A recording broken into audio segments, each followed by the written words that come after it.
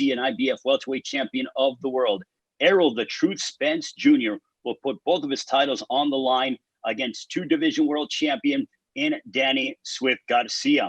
The action gets going on December 5th at 9 Eastern, 6 Pacific time, and it is coming to you live from what I think is one of the most immaculate stadiums in the world, AT&T Stadium in Arlington, Texas. Limited fans will be in attendance following COVID protocols, and you can get them right now at SeatGeek.com. As we have a tremendous main event, but also we have a sensational undercard as well. And all three fights on the undercard features Mexican fighters or Mexican-American fighters. Let's look at our co-main event of the evening in the super welterweight division. It is a WBC super welterweight eliminator fight as unbeaten rising sensation, the towering inferno, Sebastian Fundora, fresh off of his win over Nate Gallimore back in August, will put his skills to the test against the hard-hitting Jorge Cota. Also in the welterweight division, this one is going to be an unbelievable battle featuring the Riverside Rocky, Josecito Lopez, battling Francisco Chia Santana. This one is going to be amazing because I've never seen both guys in a boring fight whatsoever. Expect action in that one. To lead off the pay-per-view, a WBC featherweight eliminator matchup featuring former champion Julio Ceja putting his skills to the test against Eduardo Ramirez. Again, it all comes your way on Saturday, December 5th from AT&T Stadium in Arlington, Texas, 9 Eastern, 6 Pacific time on Fox Sports PBC pay-per-view. The event is brought to you by Man Down Promotions along with DSG Promotions and TGB Promotions. And now it gives me the great honor and pleasure to introduce a man who's been involved in the sport of boxing for over 30 years. Talk about knowing the sport like nobody's business. He is brilliant at what he does. Ladies and gentlemen, the president of TGB Promotions, my dear friend, and without a doubt will be a Hall of Famer, Mr. Tom Brown. Well, thank you, Ray. Good afternoon and welcome, everyone. Errol Spence Jr. versus Danny Garcia is one of the most intriguing fights of this crazy year. It's a fight that will determine who is, pound for pound, the best fighter in the world. This fight on December 5, it's going to be a tremendous night of boxing at the home of the best professional sports franchise in the world, the Dallas Cowboys AT&T Stadium. And this legendary stadium is the perfect host where two fighters in the prime of their careers will put their legacies on the line. This is one of the best fights that can be made in boxing's hottest division, the welterweights. Errol Spence Jr. is one of the most talked about fighters in the sport. Many consider him not only to be the best welterweight in the division, but the best fighter in the world. This is the type of fight that elevates our sport of boxing. And Danny Garcia is a throwback fighter, one of the most battle-tested, skillful boxers in the sport. What he did running through the 140-pound division before moving up to 147, it's simply amazing. So putting Spence Jr. and Garcia into the ring against each other promises really nothing but fireworks. It's the kind of fight that will bring back memories of some of the classic welterweight battles of the past. So I'm looking forward to it. Thank you very much. Thank you very much to Mr. Tom Brown, the president of TGB Promotions, one of the promoters involved in Saturday, December 5th, Spence Garcia. Now let's meet the trainers. I want to go ahead and give a quick story about this man. He actually put his hair on the line in September of 2013 because he believes in his son so much. This is a father-son tandem that knows how to win at the highest level of what it means to be a prize fighter. Ladies and gentlemen, the father and the trainer of Danny Garcia, here is Angel Garcia. Hey, how you doing? Peace, brother, peace. Hey, I didn't put my hair on the line, put my head on the line. You put your head on the line. Okay, against Yeah. Lucas Matisse. Tell me, Angel, give me your opening thoughts about how things have been going with you. Hey, everything been perfect with me. Everything been perfect with Danny. We've been having a great camp. You see how he's looking. He's 160 pounds, not even trying hard. He's ready to go tomorrow. We have to. You know, December 5th is going to be a great night. It's going to be a good night for me and Danny. Successful night. Not taking nothing for nobody, but December 5th, we coming to get what's ours. Can't hear anything else. And it's the said. WBC belt. All right. Well, thank you very much to Angel. Now let's Thank go you. down to the Dallas area and speak with the esteemed trainer of Errol Spence Jr., also the trainer of Jermell Charlo as well. He knows the sport of boxing. He knows his fighters. Ladies and gentlemen, please welcome the esteemed Mr. Derek James. Derek. What am I speaking for? I got to hear the question. No question. How you guys Derek, doing? Happy to be here. Derek, can you tell us about how training camp has been like?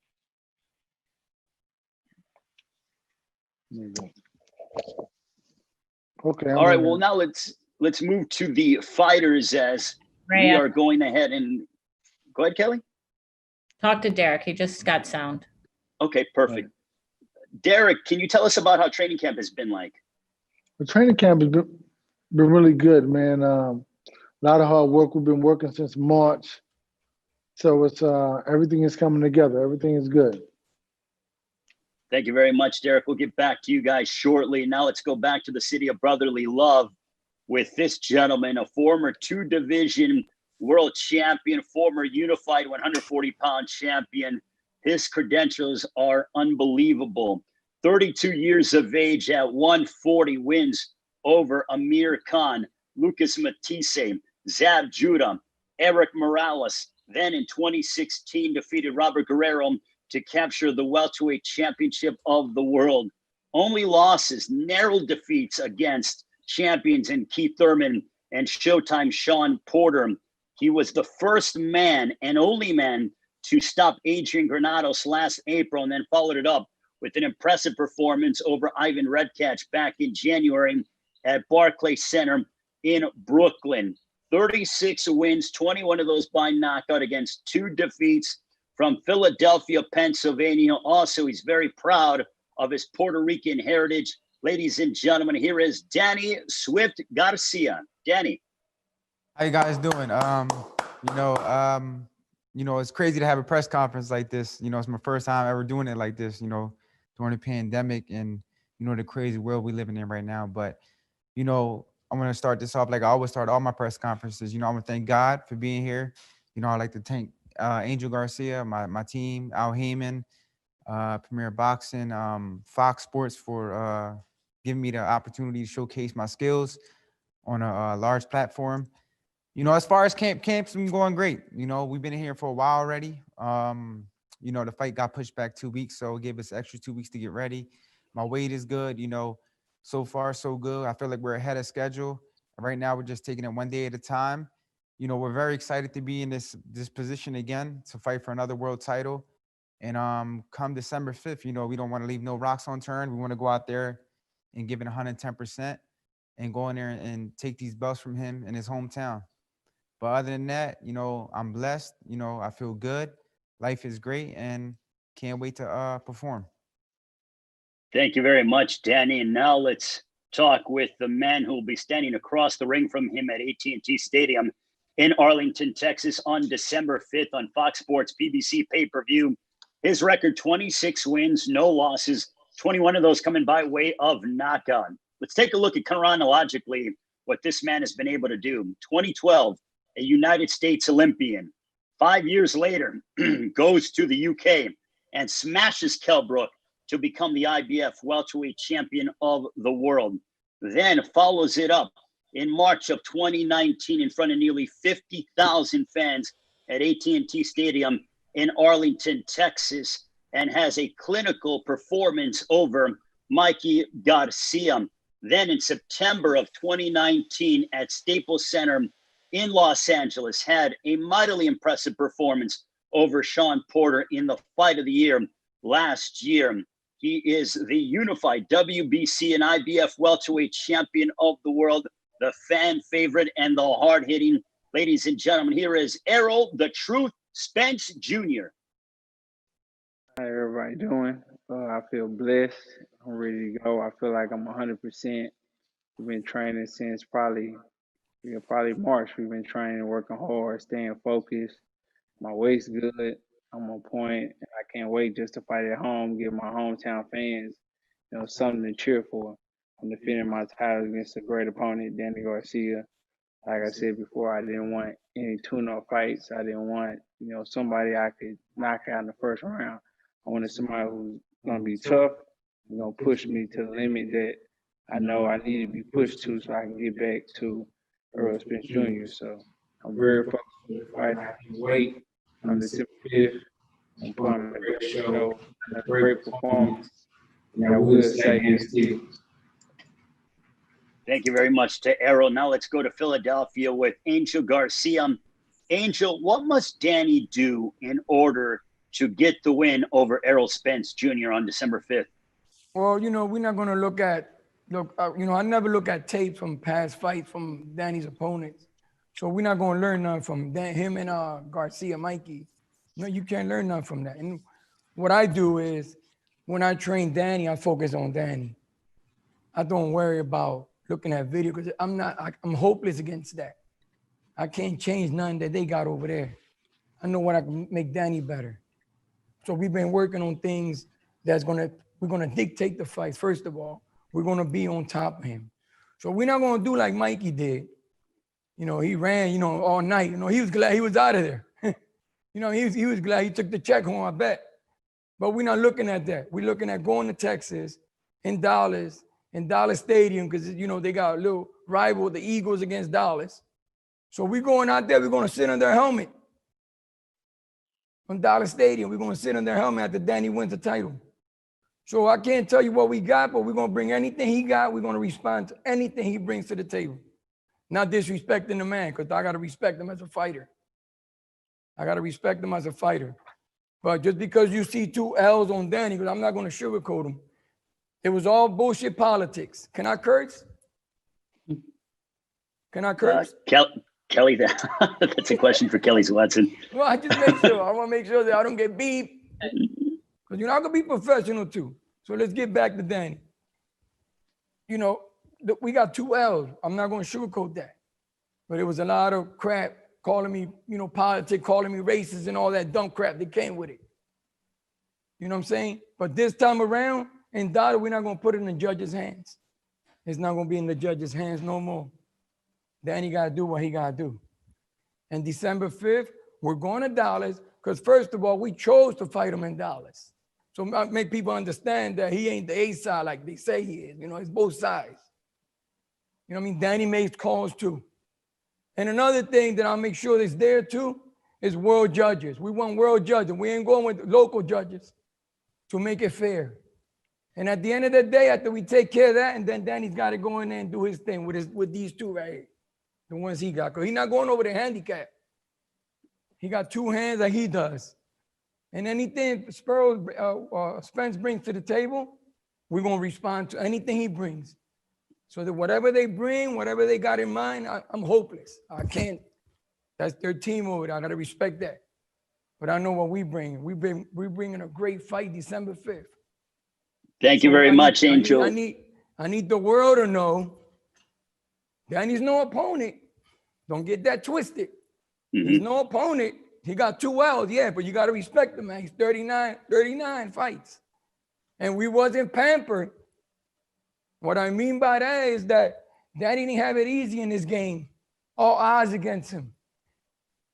He should have been the Olympian 2018, but we got sent up the river too.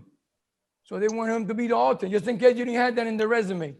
I got you. Well, I appreciate it, Angel. People think that Danny just came from Little Woods in Philly. You know what I'm saying? Danny, he came here because he fought to come here. And Danny fought top fighters when he was coming up. When he was 6-0, do the resume. Oscar de la Hoya and 2-pound Stevie. 6-0 with a 28 guy, 11 lost, 18 KO southpaw. And Danny destroyed in front of my best fighter in the world was Alexi Arguello. Angel, we'll come back to you. Let's go over to Derek James. We you. Appreciate the passion and how much you believe in your son. Now let's go to Derek James, who also believes. Talking. We're working with the big man. This ain't Derek, me. let's big man. Derek, can we go ahead and I want to get your thoughts on the fact that you know, Errol Spence is coming off of a 14-month layoff. But the one thing that you told me, Derek, is that Errol is hitting harder now than he ever has been. Can you elaborate on that, Derek? Yeah, I mean, he's punching really hard. He's doing really well, man. I think that, you know, he's doing great. I mean, I think that the first thing about it, I think like Garcia, he has the best resume, probably in boxing other than Pacquiao. But, you know, really, nobody else resume compared to that. So nobody's, you know, we know he's bad, we know, he builds a record, fight this, and I mean, that's the type of guy that this squad wants to be great. You have to have a great dance partner to be great. Because you can be good by yourself, but with somebody great like Danny, you get a great fight. You get a historic fight, something that goes down against else. That's what we look for. And that's what Errol's coming to do in his hometown. I mean, so it's a beautiful night for fighting. Now let's go to Danny Garcia. We're having some issues with the mics, but we're going to get that rectified. But we'll go back to Danny Garcia. Danny, for you, in your mind, what do you have to do in this fight against Errol Spence Jr. in order to claim the victory? Also, from the oddsmaker standpoint, you are the underdog heading into this matchup. Does that give you extra motivation? You know, I've been the underdog my whole career, so, you know, that's not new to me. You know, I'm used to playing that role. That's the role they gave me. But, you know, I just had to go in there and be myself. I had to go in there and be Danny Garcia, you know, believe in myself 100%, mentally and physically, go in there, fight round by round, make adjustments, and dig deep. And, you know, that's what a true champion is made of. And that's what I plan on doing come December 5th. Thank you very much to Danny Garcia. Now your adversary, Errol Spence Jr., down in the Dallas area. Once again, just had, you know, the new father. Congratulations, Errol, on your newborn. I know that is, you know, that's wonderful to see. But you're coming off of that layoff, Errol. You know, are you concerned at all about ring rust? And you mentioned that you wanted to fight. You did not want a tuna fight coming out in your next fight. I mean, you're coming off of that car accident. You're the 14-month layoff, but you just seem to want any and all challengers. Why Danny Garcia? Like I said, I picked Danny Garcia just so I can rise up to the occasion. You know, I feel like, you know, he was a great fighter. You know, and the odds still in my favor off a car crash. And I'm still, you know, the top dog in the division, the top guy in the division. So, you know, I feel like I would show that I'm just a great fighter, and he's a great opponent. His dad gets me hype, just him saying how they're gonna dictate the pace and how you gonna, you know, come forward and throw punches and this and that and come take the belt from me in my hometown. You know, every time I fight in my hometown, I either got a knockout or just shutout win. So I'm 100% ready for anything they bring to the table. With come forward, with the box, with just stand there and fight. We can do whatever they need to do. But at the end of the day, I'm gonna listen to my coach dictate the pace, and I'm not gonna get into the little heads game like with Sean Porter and things like that. Because I fought Sean Porter game and I beat him at his own game. You know, I'm sure his dad want me to, you know, stand there and slug with Danny Garcia. He got a rock jaw chin, but at the end of the day, you know, I'm gonna do whatever I need to do to win the fight. I want to go with Derek because we were having some mic issues. But Derek, with you, in terms of, you told me that Errol is hitting harder now than he ever has been. What do you feel is the key to success in that regard? I think that it's about just setting up what you want to set up. I mean, it's not easy. Danny very friendly with, you know, big punches. Derek, I'm sorry, it's Kelly. Your microphone is not working. It's hard to hear you. We're going to have to just try to fix it on the ground there. If the camera people could fix it on the ground, and we'll hold questions for Derek, please. I'm sorry. He said the mic's not working. Did you take out one of the AirPods? We can hear Errol fine. Put the other one back in, I think. That was the other one? Yeah, one more. We can hear you too, camera lady. So if you Yeah, can it has to be his. tell her to get off. Her sound is fine. We're recording this, please. So let's All right, let's go ahead and open it up to questions. Kelly, I believe we want to open it up for questions for the media as we get that rectified, but let's open it up for questions, if that's okay with you guys from the media, as we will go ahead and have the media ask questions. By all means, make sure that you are in queue and get ready to come out with your questions for Danny Garcia and Errol Spence and their trainers. Yeah, for any media that would like to ask a question, please hit the raise hand button, and then we'll come to you. Our first question is going to come from Eric Woodyard. Eric, you can go ahead and unmute yourself and ask your question.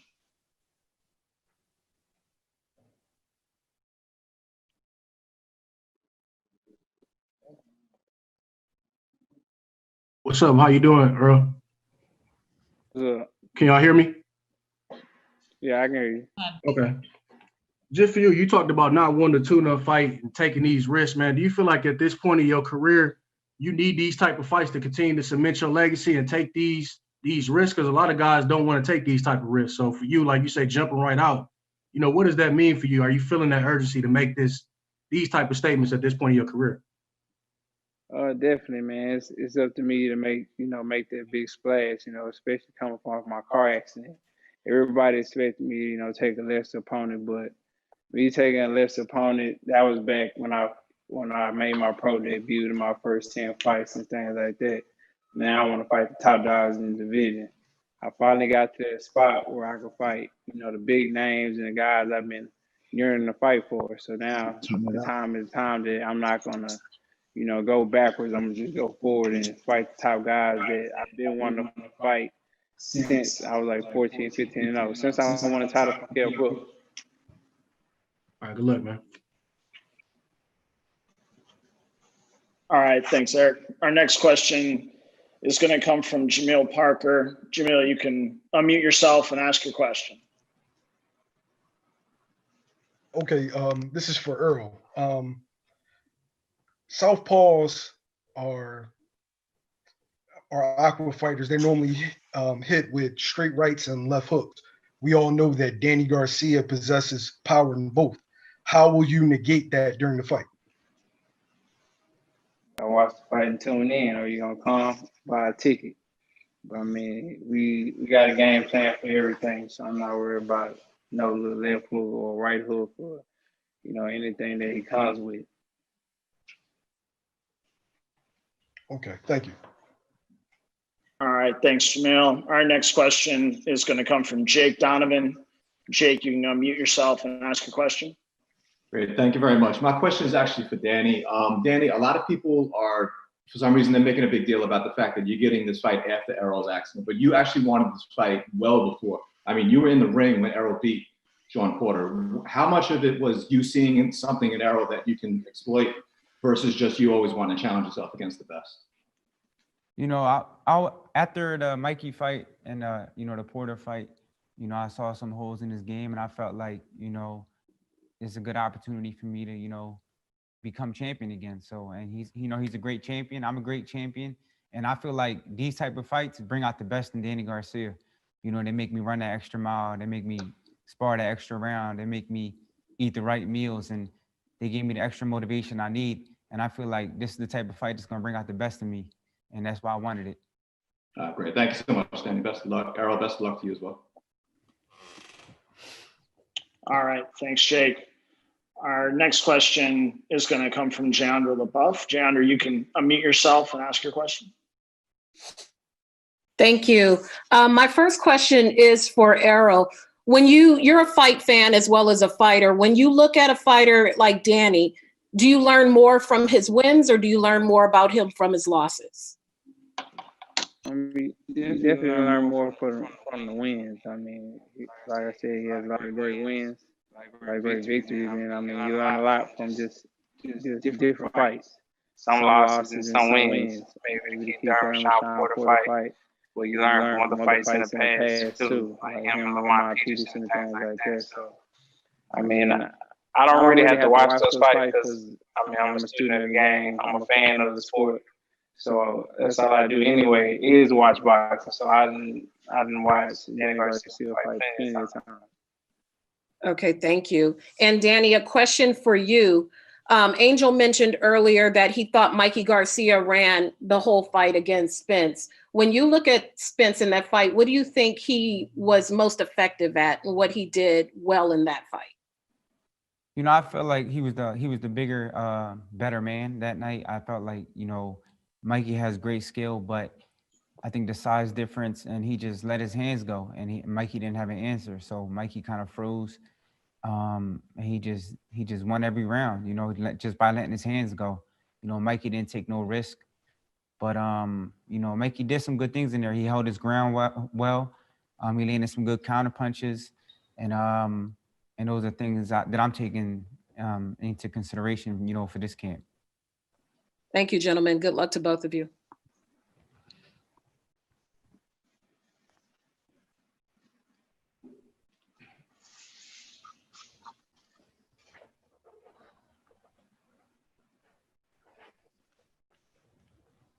Andrew, next question.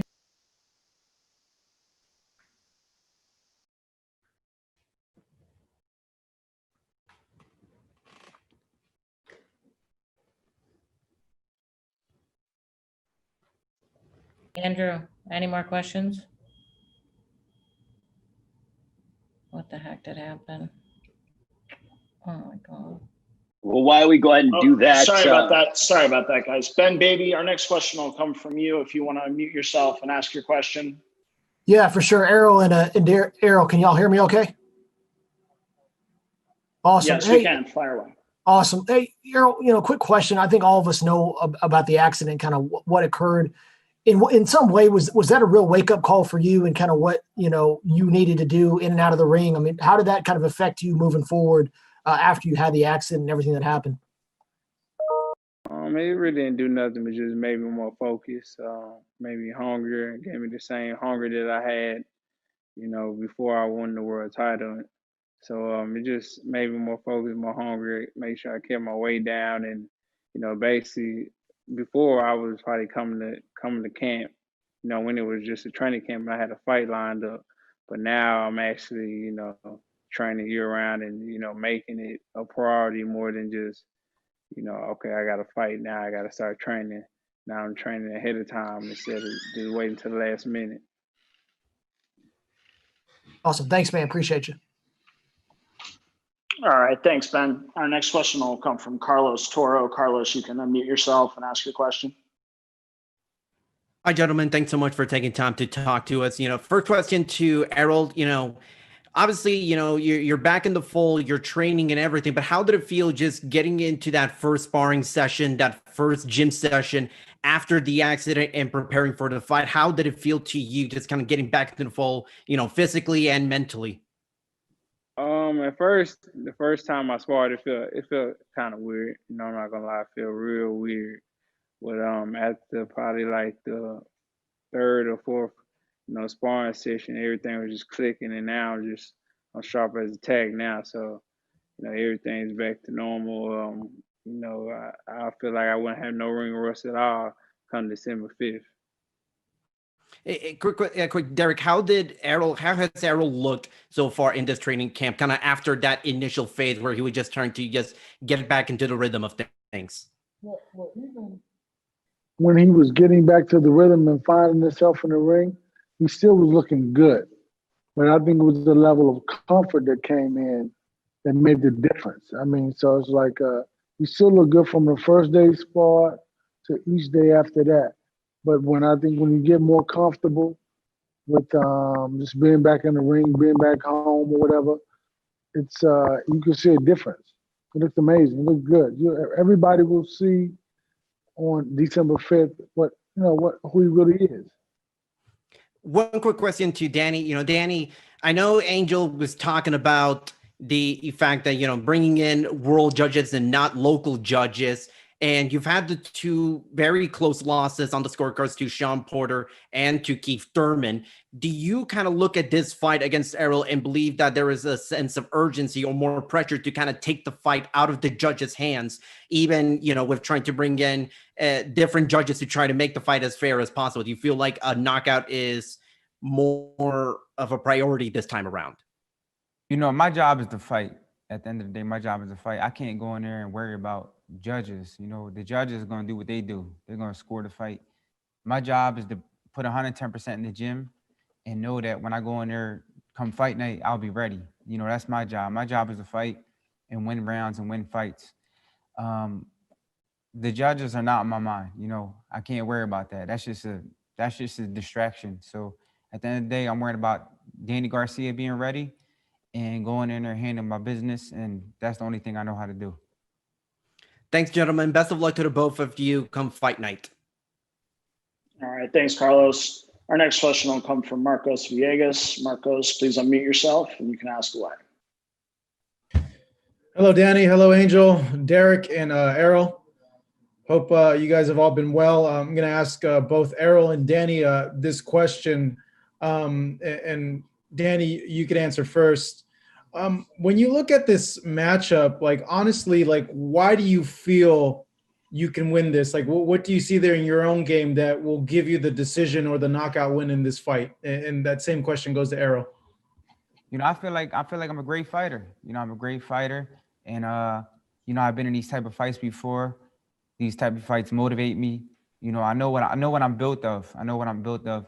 As long as I get 100% in the gym and stay mentally and physically ready, I know no one can beat me. And when Danny Garcia is focused like that, I know he's a dangerous man. And I believe I can beat anybody in the sport. Errol, can I get your thoughts as to why you think you will win this fight, or that something that you possess that you feel that Danny won't be able to handle the night of the fight? I just feel like I'm the champ, and at the end of the day, I'm just a fighting motherfucker.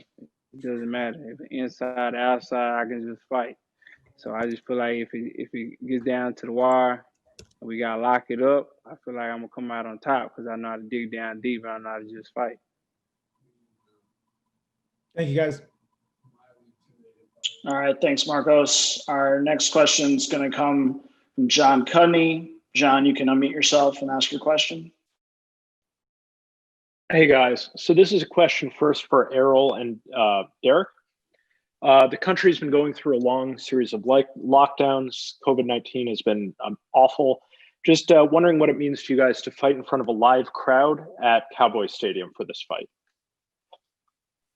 For me, it means everything. Just fighting at home, and everything that everybody's been going through right now. And I just wish everybody that's gonna come out, be safe, wear your mask, follow the social distancing protocols and things like that. And I feel like it'll be a smooth night. Yeah, for me, I think that it's great, man, just to come home and fight at home and be at home and fight a great fighter like this. And put on a great performance is amazing, because I think that it only builds your legend, it only builds your stock, and to be able to perform at home in front of a live audience is very difficult to do. But at the same time, that's for other people who are difficult for them, because Errol's been able to perform and do well in front of the audience, and we love that. So we love the energy, we love everything that the city brings us, from people from all over the world. To everybody in Dallas, we love the energy. Okay, thanks a lot, guys. Those are great answers. Okay, questions for Danny and Angel. So I'm going to ask a cynical question, but I'm interested to hear your honest answer. So you guys had already agreed to this fight, as Jake mentioned earlier, but how are you approaching this now that Errol has been through the car accident? Does it give you potentially, extra confidence or a different approach, knowing he might have lost some speed off his fastball? Now we're taking this fight, he's a champion, so we're taking this fight 100% serious. We're not banking on no, car accident or layoff and all those type of things. We're taking this 100% serious. Like I said before, we wanted this fight on January 25th. Things happened, then the COVID happened, so we just had to stay focused, and the world had to weather the COVID storm and all the crazy things that's going on in the world. But now the fight's finally here. We're 3.5 weeks away, and I feel like camp is going great, and we're gonna go in there and have a great performance. Yeah, you got Angel, any thoughts? Yeah. Yeah, you gotta understand. Like Danny said, it was for January when we for a red catch. Was supposed to be Spence, but then he got into a tragedy. But that's the past. So we're not looking at the accident, because we're not doctors. He's cleared by medical. His team say he's good. Everybody else saying he's good. To us, he's good. We can't worry about that. That's something that it doesn't make the fight better or worse. We're not gonna go in there thinking that he was in a car accident, that we got the advantage. We're not falling for that booby trap. That's a booby trap. All we know that we going and for the COVID too, the reason we chose Dallas, Texas, because they got fans, so we wanted fans. If not, it would have been somewhere else. You know, and as long as the people follow protocol, and you know, not that I'm saying that it's not real, it's epidemic, but all they give you is a fever for 10 days, not like it's gonna kill you. I mean, I don't know how the country is shut down over a fever, because we've been through worse in the past. So it's not the first time America ever had a virus. Okay, so like, as long as you follow protocol, you wear your little mask or whatever you want to wear, then you're good. But we're not worrying about that. We hopeless against protocol. We hopeless against masks. All we know is December 5th, we're going to go to Dallas. We're going to fight Spence and Danny. We're going to fight, and we're coming home victorious. That's all we got to worry about. Everything else is pushed to the side. It don't mean nothing to us. Like, don't mean nothing. I had cancer. I had an accident. I had a motorcycle accident, and I'm here. So as long as you get medical clearance from a doctor, we ain't going over there thinking he had an accident. We're going to go in there and smack him around. He's done. You know, we got to respect him. He's a champ. So we're going in there. We're going to fight. And we're going to fight December 5th. And we're going to have a great fight. And at the end of that night, and now you. And that's how it's going to work out. Okay, thanks a lot, guys. Great answers. Thank you. All right, yep, thanks, John. We're going to have just a couple more media-asked questions here. Our next question is going to come from Ellie Sekbag. Ellie, you can unmute yourself and ask your question. Hey, guys, great to see you. I'm so excited about this fight. It's the biggest fight this year. What, for both Danny and for Errol, what do you guys do great, and what does your opponent do great? You want me to go first? Danny, you go. Yeah. Yeah, I feel like I do everything great. You know, at the end of the day, I feel like I'm a true champion. I make adjustments. You know, I could bang it out. I could box. I feel like I could use my jab.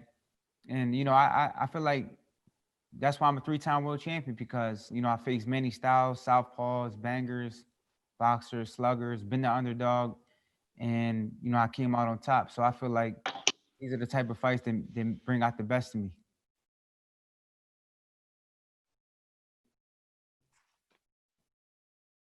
Well, I Thanks, feel like, Danny. Earl?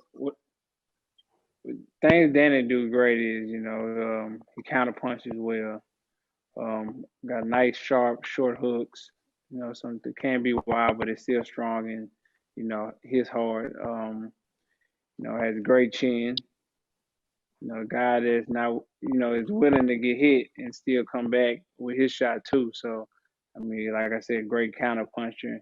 And the guy that's always, you know, when he is the underdog, he always rises to the occasion, at least at 140 pounds. So, you know, with me, I feel like I do a lot of things great. You know, I feel like I can box. I feel like I can bang. You know, I feel like, you know, I can do it all. So it's not just one thing. I can just point out that I do great. Thank you. And then one more question. What makes your trainers, for both fighters, what makes your trainers so great? You know, I feel what makes my my trainer so great, you know, he believes in me 110%. You know, a lot of trainers are great trainers, but mentally they're not there for you. And I feel like Pops, you know, he trains you hard, but he makes you believe in yourself. And I think that's the most important thing in and out the ring. Well, for me, I feel like my coach is very detailed. You know, always paying attention to the little things. You know, even if I'm doing something right, you know, he'll still, you know, put it in my brain and still tell me, hey, keep your hands up, or throw your jab, or do this and do that. So with him, I feel like it's the details. You know, he's always looking for something. You know, it's never anything perfect for him. You know, everything has flaws in it, everything you can learn from. So, you know, with him, it's just, you know, just detailed, very detailed coach. All right, Thank thanks, you so Ellie. much. Hope. Thanks. Yep. Our last question is going to come from Cam Buford. Cam, if you want to unmute your mic, you can go ahead and ask your question. Hey guys, thanks for making time. I look forward to this fight. Coach James, my question for you is, when Errol became healthy again after the accident, what was that process that you took him through to kind of get him ready for physical training or training for a fight, not this fight in particular, just a fight period? Did you take it easy on him, and just talk to us about that process, please? Well, it was a slow process. I mean, even though you have the ideal of his mind in your mind, the last time you trained him was on a high level, you have to come in and kind of like put the training wheels on. It's a gradual process, I mean, and so by the time that this camp started, he was already in shape. We had been training for like 3 months, 4 months, maybe longer than that. So it was like, it was the process of just, we could mess around with some things and do some things, and then we start perfecting some other things. So we had long enough time to do it, and that's great because it was beautiful. And like you said, the 2 more weeks only helped 2 more weeks of getting better, to just be great. I got it. Thank you. And Earl, when they look at this fight with Mikey, they touched on the fight and said he found some opportunities in that fight.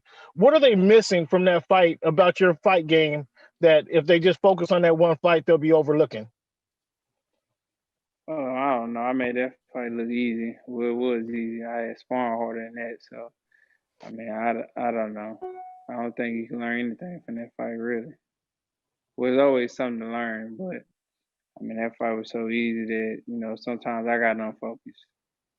No, well, I wasn't saying what did you learn. I was saying if the Garcias focus on that fight, what would they be missing if they just focus on that That's the real fight? question. Fucking idiot. Nobody focused on that fight. Okay, well, Just said we ain't learned nothing from that. Was you hearing or not? You're an idiot. He said he didn't watch the fight. He don't watch it because he didn't watch. He said he perfects Danny. Real question, you moron. Not, Fucking moron. Danny, you going into this fight and your pops is over there fired up, saying you can bring anything to the table. Listen, man, don't even answer. Get this idiot out of there, man. Bang him, man. Hang up. He's an idiot. All right, that'll be it for the media questions today. Ray, we'll turn it back over to you to wrap up. Thank you very much, Andrew. Always talking shit. Greatly appreciated. Hey, Angel and Danny, I want to get from Danny as we go ahead and listen, man, I hate idiot writers. They're the ones that write all this bull crap about all these fighters, but they never got clipped in the tip of the nose. They act like they know these fighters. They don't know these fighters. They got to ask real questions. Was he listening? I say that we didn't learn nothing from that fight. Oh, you talking about we learned from what? What we learned from that? That was easy money for Spence. I would have took that money too. We wanted that fight. What the fuck? Danny, can you give us your final comments as you get ready to collide against Errol Spence Jr. December 5th on PBC Fox Sports pay-per-view? Your opportunity to capture both the WBC and the IBF Welterweight Championship of the world. I'm very excited, to be back on the stage and fighting for another world title. And come December 5th, I'm not leaving no rock unturned. We're about to work right now after this. We're putting the hard work in every day. It's been a long camp, a great camp. And we feel great. We feel confident. We can't wait to December 5th. Thank you very much, Danny and Angel. We greatly appreciate it. Now for Errol Spence Jr., once again, another opportunity to defend your world championships at home, AT&T Stadium in Arlington, Texas, the home of your favorite football team, the Dallas Cowboys. What can we expect on December 5th against Danny Garcia? You can expect an action-packed fight. If you know Danny Garcia, you've seen his fights. He's always in exciting, action-packed fights. I'm always in exciting, action-packed fights. So, I mean, I think our styles are going to clash, and it's going to be a, historic night come December 5th. So I can't wait. I know he's been training hard. I know he's 100% focused. I've been training hard. I'm 100% focused. And we're willing to put on a great show come December 5th. Thank you very much to Errol Spence and Danny Garcia. Don't miss it. December 5th on Fox Sports PBC pay-per-view, all brought to you by TGB Promotions, Man Down Promotions, and DSG Promotions. The lead-up continues. Errol Spence Jr. and Danny Garcia, welterweight supremacy on the line on December 5th at AT&T Stadium in Arlington, Texas. Limited tickets are available following COVID protocols. You can get them at SeatGeek.com, or for the rest of the world, watch it on Fox Sports PBC pay-per-view on December 5th. 9 Eastern, 6 Pacific time. Have a great one, everyone. And we'll see you during fight week in the Dallas area. Have a great one. Thanks, Ray. Hey, can we do one shot, you guys? I just like a shot of the two fighters in the camera so if the trainers